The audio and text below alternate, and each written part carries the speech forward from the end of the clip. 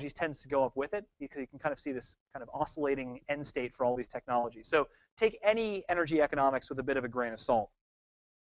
So for the remainder of the talk, we're going to talk primarily about marine renewable energy in the context of tidal current and wave. And in that context, we go to our next global challenge, and that's proving system reliability. How can we prove that a turbine or a wave converter can reliably produce power over an n-year period, where n is something like 25 years, when we only have maybe a year of operational data?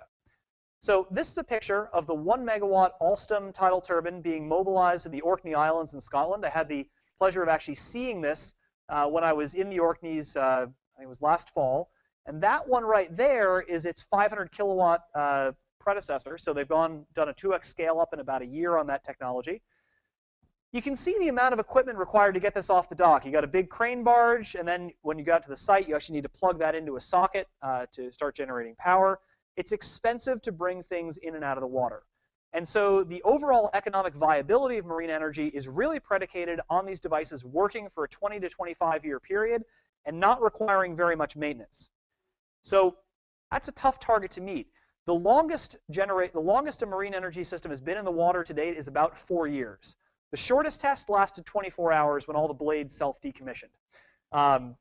So obviously, 24 hours is way too short. 4 years is getting close to the first maintenance cycle, but no one's been able to demonstrate a multi-year maintenance cycle yet. And that's one of the things we need to actually try to confront. So why is this a real global challenge? Why is this technically difficult? Well, when I first started working on marine energy, I went to a talk where the CTO of a tidal energy company that no longer exists, who had experience in the space program, stood up and said, "I've worked in space. Marine energy is infinitely harder." I was thinking,